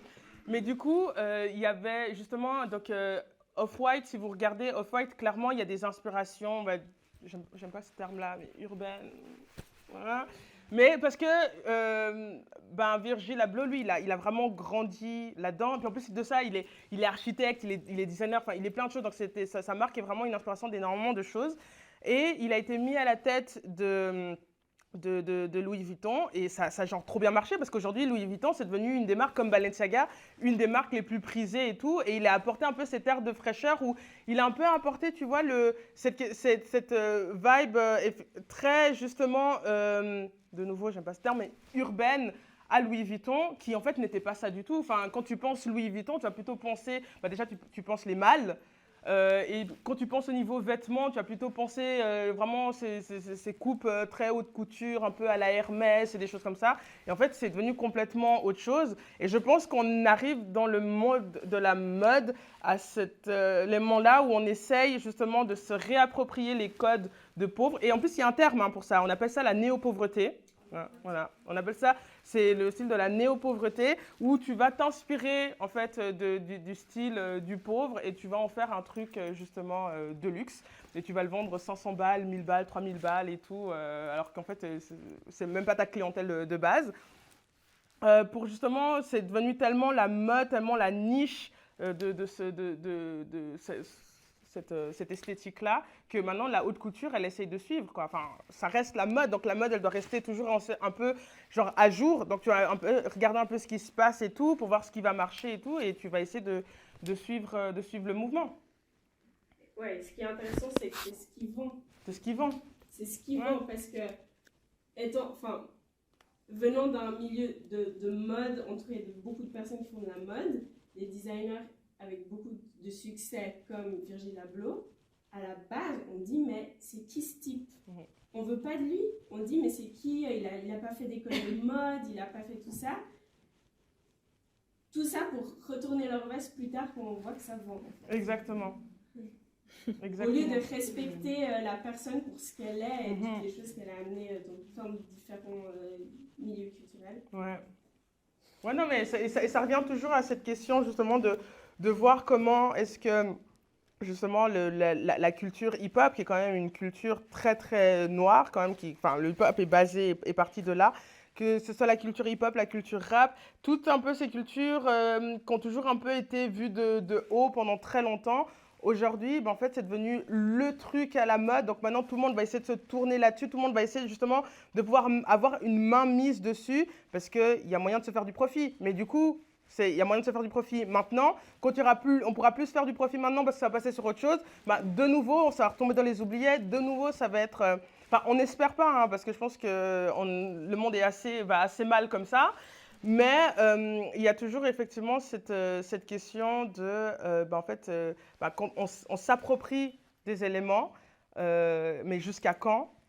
Comment est-ce qu'on va pomper? Et aujourd'hui, moi, je remercie quand même d'avoir les réseaux sociaux qui sont là pour pouvoir dénoncer, en fait, quand il y a ces situations d'appropriation. Et je pense que maintenant, les marques le savent. Et je suis même persuadée qu'elles le savent tellement bien qu'aujourd'hui, que ce soit de la bonne publicité ou de la mauvaise publicité, tant qu'on parle de toi, ça te fait de la publicité, que je suis persuadée qu'aujourd'hui, il y a des marques qui font expressément de l'appropriation culturelle, juste qu'on parle d'elles, comme ça pendant 2 semaines, elles ont leur petit scandale, mais au moins pendant 2 semaines, elles étaient dans la bouche de tout le monde, et au moins tout le monde sait qui ils sont, et après ils vont un peu partir aux oubliettes, et ils vont nous amener une nouvelle collection, genre beaucoup plus clean. Moi, je suis persuadée que maintenant, ils ont compris ce jeu-là, et que ils commencent à jouer beaucoup là-dessus, de se dire, on va faire un petit scandale, et on va toucher la communauté afro-descendante, parce qu'on sait que la communauté afro-descendante, elle va réagir.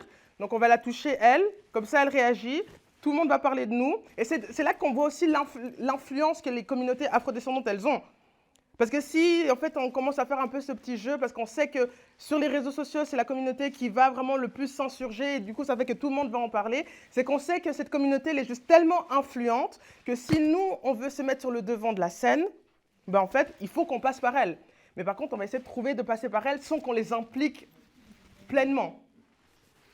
Justement, on est arrivé à la fin, c'est que j'avais dans la tête depuis un moment, ces discours des réactions. Parce que tout ce que j'ai entendu jusqu'à là, c'est vraiment un macro des discours micro que j'entends dans la création artistique tout le temps. Je viens du design, je ne vais pas descendre dans les détails, mais une autre chose que j'ai entendue qui m'a justement titillée, c'est les discours, la différence entre appropriation et inspiration. C'est très subtil, on est d'accord.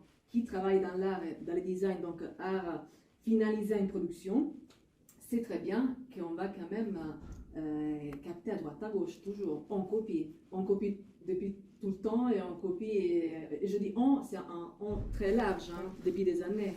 Voilà quoi, j'invente rien, c'est pas juste les 1900, c'est pas l'industrialisation, c'est quelque chose qui va. Voilà, c'est comme ça. L'art et le design, c'est l'art qui vend. Je simplifie comme ça. Donc, justement, c'est là où ce discours des réactions, qui réagit plus fort, c'est un discours très important parce que dans un discours micro, on ne réagit pas parce que c'est micro. Mais il y a cette inspiration, j'ai envie de dire, qui peut être prise, mal prise. Et donc, appelée appropriation, si à un moment donné, ça va toucher des cordes sensibles. Exactement. Donc, les discours sur qui ça tombe, c'est plus social qu'il y a la mode. Voilà. Exactement. Je pense que c'est un peu difficile Oui, sujet. totalement. C'est vraiment de se questionner justement, qui est-ce qu'on décide de viser, pourquoi on décide de viser tel groupe-là, parce que justement la réaction qu'on va avoir derrière, ça va nous faire une publicité assez gratuite. Là, j'arriverai pas à vous donner un exemple, mais je me rappelle qu'il y avait une fois justement, il y avait eu un énorme scandale dans le milieu de la mode et le truc était juste tellement gros qu'à un moment donné, je me suis posé la question s'il ne l'avait pas fait exprès en fait, pour juste avoir de la réaction derrière, parce que du coup, tout le monde en a parlé pendant 2 semaines. Après, le truc, il s'est complètement, il a complètement fané, mais tout le monde en a parlé pendant 2 semaines. Donc, ils ont eu un peu leur moment de gloire pendant 2 semaines, parce que tout le monde en parlait et tout. Et après, c'est un peu, au moins, vous savez qu'on est là. Et d'ici quelques années, on va revenir et tout, et vous allez plus vous rappeler, on va vous dire, ah mais oui, vous savez, nous, on a eu ça, et puis c'était, ah bah oui. Enfin ouais, donc on voit quand même, et ça c'est un truc que beaucoup d'Afro-Américains le disent tout le temps, ils ont tendance à dire justement que, ils disent tout le temps Black is culture, donc le noir et la culture, parce que c'est beaucoup d'inspirations qui descendent en fait des cultures afro-américaines qu'on vole et qui crée en fait la culture globale américaine. Toute la question par exemple du divertissement, je pense que c'est un peu une des choses qu'on connaît beaucoup des États-Unis, la question du divertissement. Le divertissement, en fait, au niveau des célébrités, des personnes qu'on connaît, on pense beaucoup musique, on pense beaucoup clips, films et tout, et on pense beaucoup justement culture afro-descendante, quoi. Donc il y a vraiment ce truc de la force qu'a la communauté afro-américaine. Et le truc, c'est qu'ils savent qu'ils ont cette force-là, mais ils savent aussi qu'ils n'ont pas le privilège de pouvoir vraiment se mettre en avant, parce que c'est pas eux qui ont en fait... déjà, ils n'ont pas les ressources économiques suffisantes pour le faire, donc ça péjore déjà. Et en plus de ça, ils sont les moins écoutés. C'est toujours quand c'est une personne justement blanche qui va arriver, qui va pousser la question, que là d'un coup on va tendance à avoir les écouter. J'ai vu qu'il y a une main qui s'est levée. Ouais. C'est un peu une réflexion comme ça. J'aimerais bien avoir ton avis là-dessus aussi. Mais du coup, avec les échanges qu'on a eus aussi, quand on réagit, enfin, ces réactions-là, chez nous, ben, ça provoque la fatigue, enfin, la fatigue mentale, ça nous distrait de nos priorités. Pour aussi, après que eux, ils se fassent plus d'argent parce que ça les arrange qu'on réagisse, etc. Et quand moi je parle d'appropriation culturelle avec des personnes africaines qui vivent sur le continent africain, en fait, elles ont une autre réaction que moi ou que d'autres personnes militantes que je connais ici en Europe, afro-descendantes. Ben nous, on réagit très fort. Moi, je réagis très, très fort à ça. T'as vu, c'est un scandale, et puis ils utilisent mon argent, machin là-dessus. Et les dernières personnes avec qui j'en ai parlé, c'est des griots de Dakar. Et elle me disait, ma maman, elle me disait la même chose. Elle me disait, mais tu t'en fiches, toi, tu sais d'où ça vient.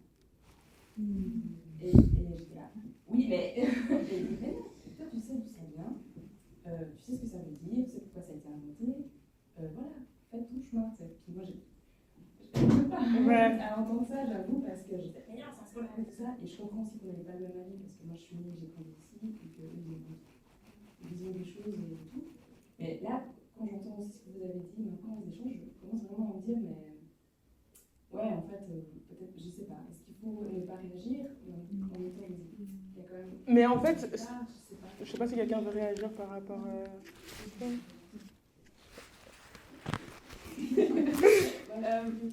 Ouais, je sais pas, moi je vois tout à fait ce que tu veux dire, parce que je discute aussi avec ma famille des fois en Afrique, etc.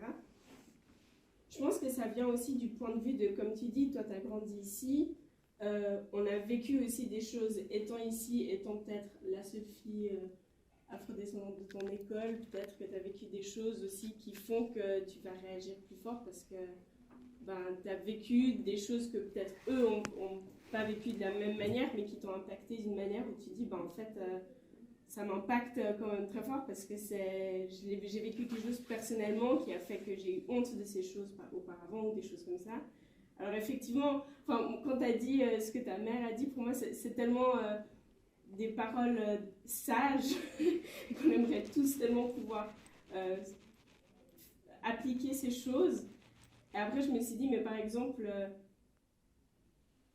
alors, je ne sais pas si j'utilise les bons termes, mais si quelqu'un me disait, oui, mais si tu vivais quelque chose de misogyne ou de sexiste et que on disait, mais toi, on disait, mais t'es une femme, donc tu sais ce que t'es au fond de toi, on s'en fiche.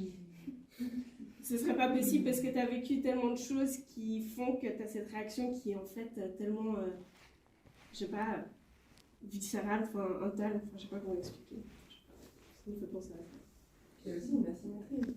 Stapleton, il n'a pas pu faire de design pendant des années. Du coup, il y a un vrai pouvoir légal, donc de l'argent à perdre. Ces personnes peuvent se permettre de toucher ces communautés parce qu'elles savent qu'elles n'ont pas ce même pouvoir légal de les faire se silencier. Et qu'en plus de ça, elles vont gagner de l'argent. Donc du coup, en fait, il y a un léger sadisme là derrière, en plus de tout ça. Non, totalement. Et puis du coup, je pense que effectivement, moi je pense que c'est aussi hyper sage ce que ta mère elle dit, du fait de dire ouais mais tu sais d'où ça vient et tout, donc faudrait pas non plus trop, genre te préserver. Mais effectivement, le truc, je pense que c'est hyper important aussi de savoir que le racisme que nous on vit ici en tant qu'afrodescendants, sur le continent, ils ne le vivent pas de la même manière en fait. Et je pense des fois on a tendance à l'oublier parce que nous on se voit en tant que communauté. Mais eux, le racisme qu'ils ont vécu, il est beaucoup plus insidieux. Le nôtre aussi, il est insidieux, mais je ne sais pas comment t'expliquer.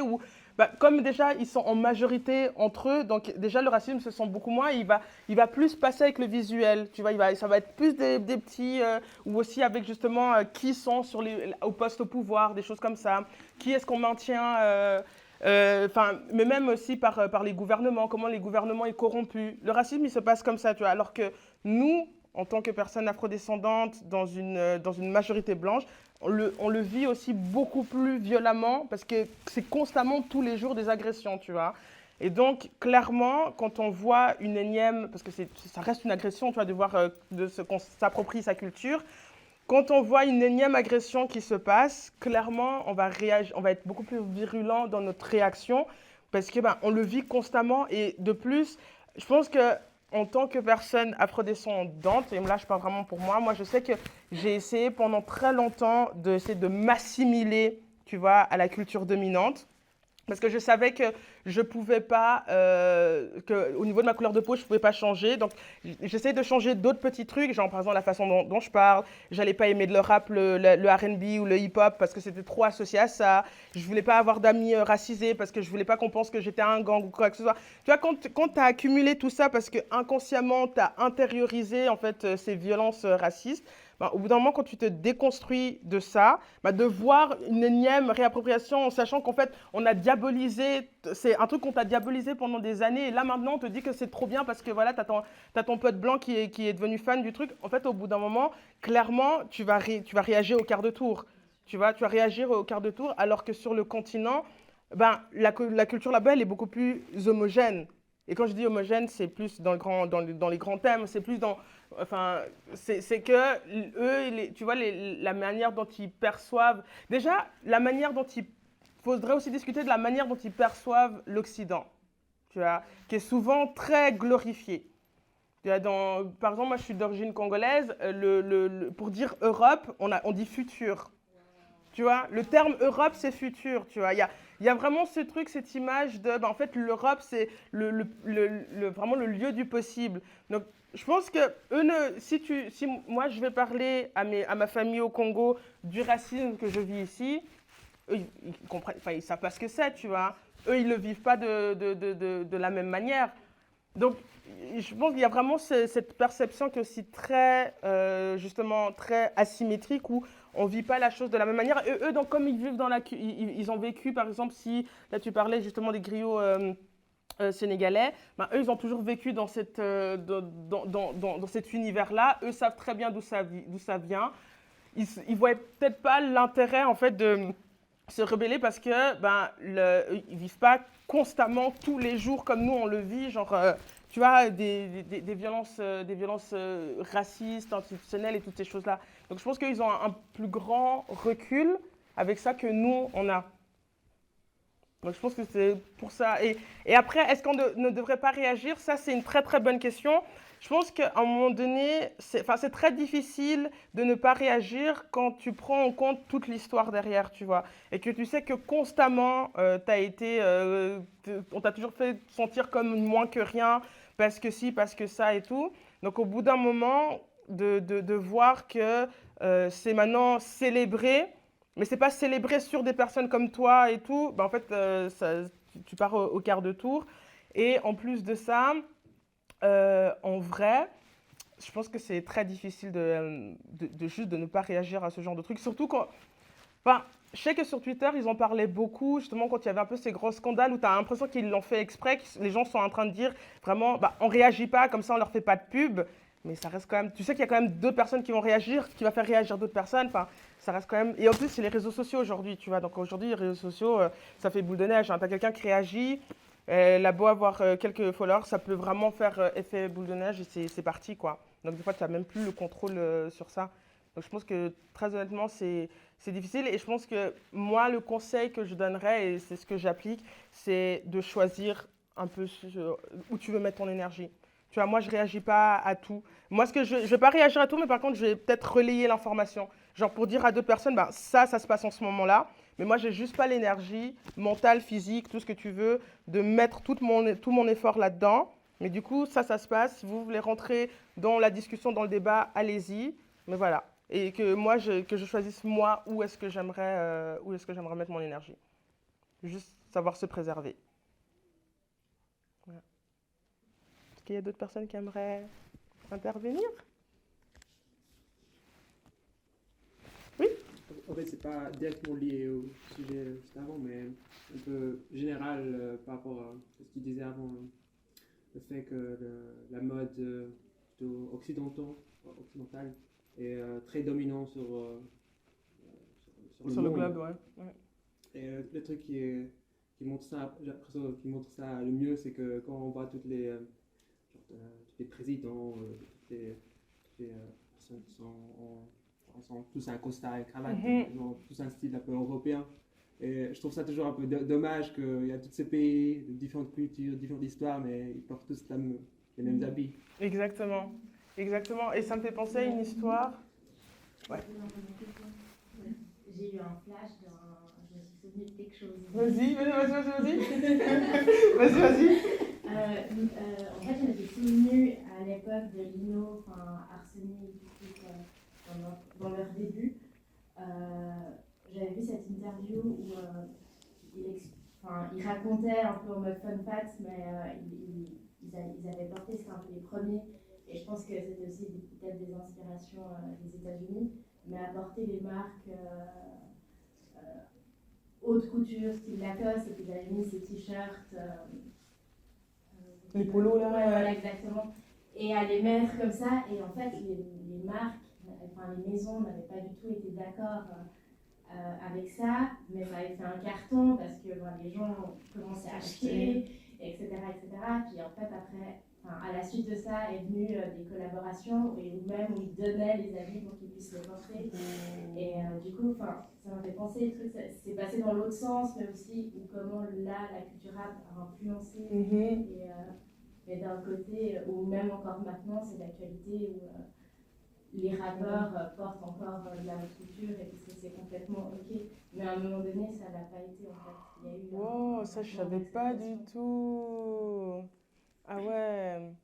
Bah, ça montre aussi justement un peu l'estime que les maisons de couture avaient justement sur le rap. Le rap c'était tellement vu comme quelque chose de populaire que ça pouvait pas être associé justement à quelque chose d'aussi prestigieux. Et ensuite après ils ont vu, c'est toujours ça revient toujours à la même chose. Hein. Dès qu'on peut se faire de la thune, c'est bon. Ok, tu me ramènes de la thune? Ok, vas-y, prends tout ce que tu veux.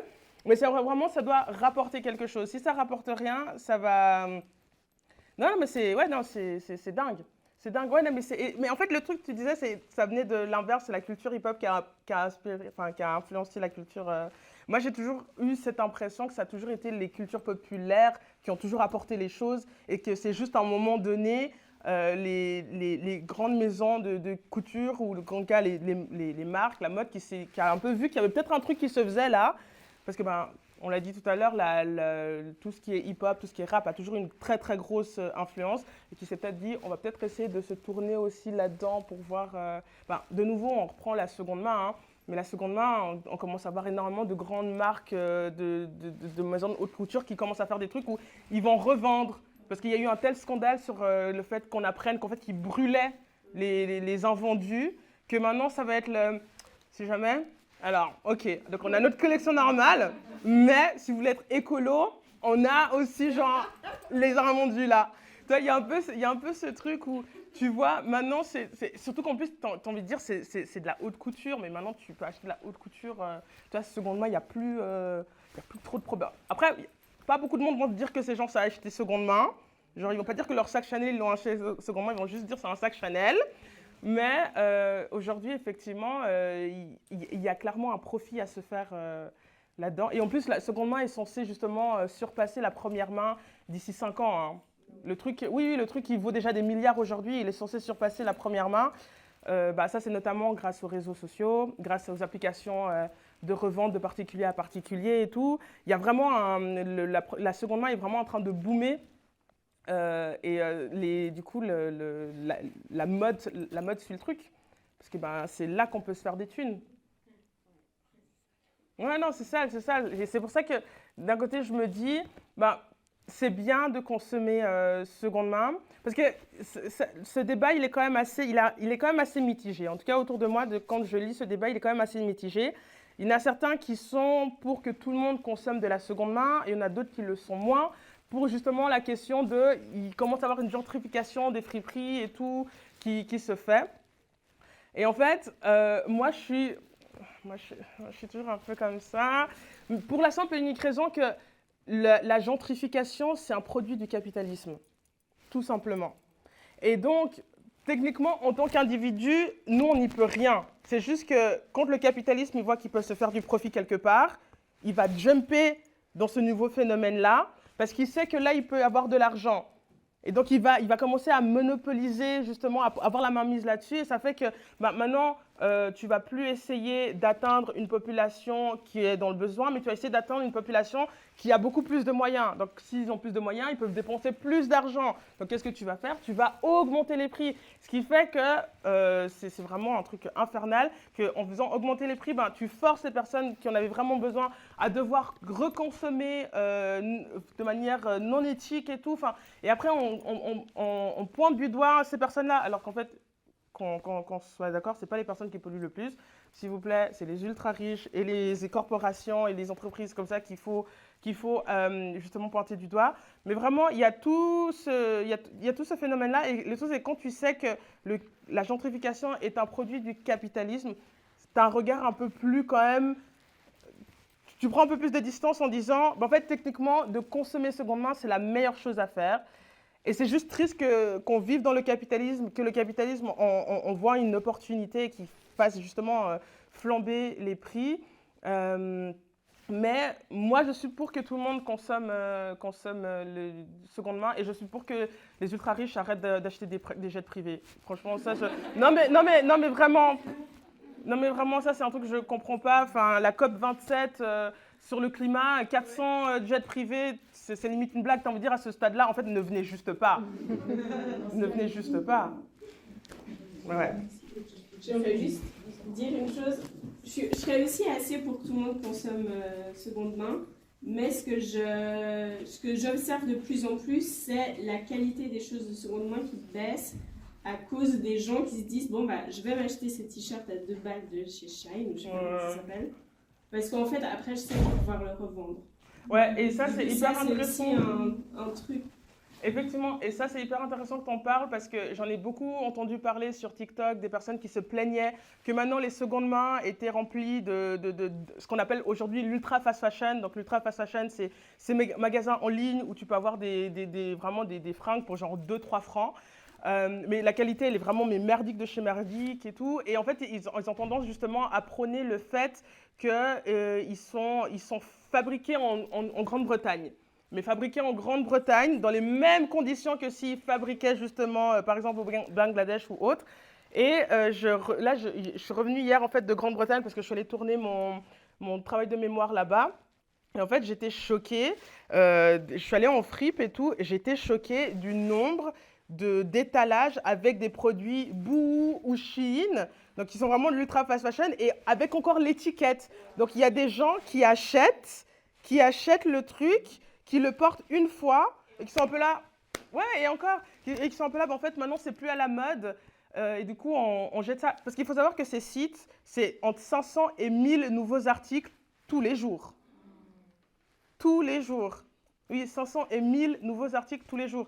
Et TikTok, en fait, a fait flamber le truc parce que sur TikTok, on voyait plein de TikTok de jeunes femmes qui faisaient des hauls, donc en fait, qui montraient en fait, les vêtements qu'elles avaient achetés. Elles te font des trucs où elles ont acheté pour 500 francs chez Shein et tout. Elles te montrent vraiment la pile d'habits qu'elles ont. Mais déjà, une pile d'habits que personne ne va porter. Et en plus de ça, tu sais qu'elles vont porter 2 habits pendant 2 semaines parce que c'est le temps d'une tendance. La tendance, elle va être finie. Et paf, tu jettes et du coup, ça finit dans les fripes. Et le truc, c'est que d'habitude, je ne fais pas trop attention justement aux étiquettes, mais là, je devais vraiment regarder toutes les étiquettes parce que moi, j'ai pas envie d'acheter du Shein pour que dans 2 semaines, en fait, le truc, il se pète, il se déchire. Enfin, j'achète de la seconde main, c'est pour quand même que le truc, qui dure. Et là, c'était vraiment assez scandaleux de voir le nombre en fait, d'ultra fast fashion dans une fripe, quoi. Et en fait, j'ai parlé avec justement une dame qui travaille dans ces fripes-là parce que je lui disais, mais vous n'êtes pas un peu quand même choquée de voir le nombre de Shein, de Boohoo et tout, en plus encore avec les étiquettes.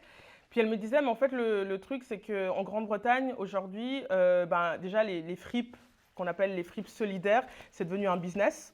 Donc maintenant, le but, c'est de se faire de la thune, tout simplement. Enfin, elle me disait même que les PDG de ces fripes, ils se font genre 250 000 par année. Ouais, c'est vraiment les salaires, quoi. Où justement, elle se posait la question, eux, qu'est-ce qu'ils faisaient vraiment? Parce qu'à part être assis derrière un bureau, elle ne sait pas trop ce qu'ils font pour gagner autant d'argent.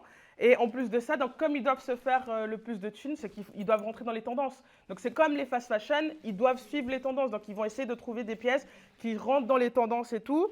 pour les vendre là. Et puis elle disait, mais c'est clairement scandaleux, quoi, parce que tu rentres dans le truc, t'as que du Chine, du bout, enfin, de la qualité vraiment plastoc. Et elle disait, mais c'était pas ça les fripes avant. Mais c'est juste qu'aujourd'hui, on est forcé à devoir vendre des trucs comme ça. Et c'est limite, on leur dit, si vous avez des vêtements de telle ou telle marque, ça, il faut les garder. Qui sont en bon état, ça, il faut les garder, il faut les vendre. Ouais. Puis du coup, aussi, elle me disait, ben, en fait, clairement, c'est une population plus jeune qui va consommer là-bas. Mais par contre, il reste quand même en fait, des personnes aussi plus âgées qui veulent venir consommer. Et en fait, leur étalage, il se rétrécit de plus en plus parce qu'on essaye que de viser en fait, la génération Z, quoi. Mais les soucis, c'est dans les termes aussi. Consommer. J'ai Oui. entendu plein de fois consommer. Donc moi, à un moment donné, pour aller encore plus loin, c'est pas second hand ou encore un troisième hand. Je m'en fiche ou même récupérer ça. Pourquoi je dois consommer? Exactement.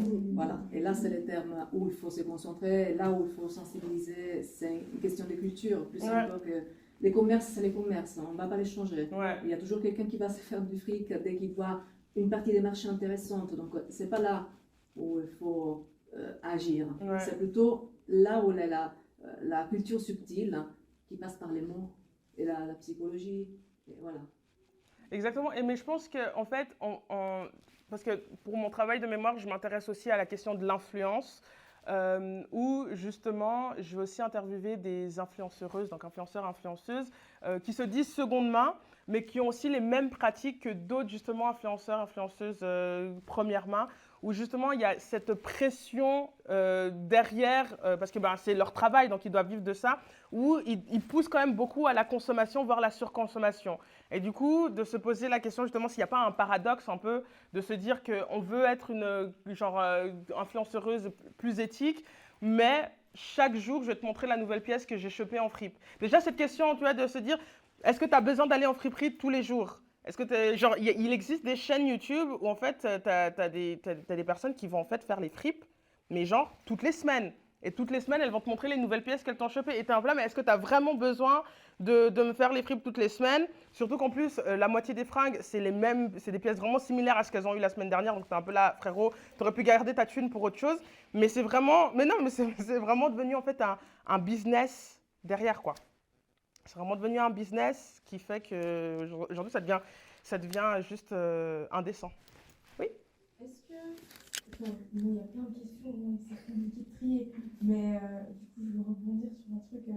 Est-ce que la mode un peu du minimalisme pourrait être une solution à tout ça? Alors, ça, c'est très intéressant parce que je m'étais aussi... C'est la mode parce que c'est white aussi. Hein, oui, mais parce que je m'étais beaucoup intéressée à la question du minimalisme jusqu'à ce que, en fait, je me renseigne sur justement sur le phénomène et que je me rende compte qu'en fait, techniquement, la mode du minimaliste, elle est quand même problématique d'un certain côté où dans beaucoup de cultures non occidentales, avoir des ornements et des choses comme ça, c'est très culturel. Tu vois, le maximalisme, c'est très culturel parce que justement, il y a une question aussi de se distinguer des tribus. Enfin, il y a vraiment un truc, le vêtement, il dit énormément de soi.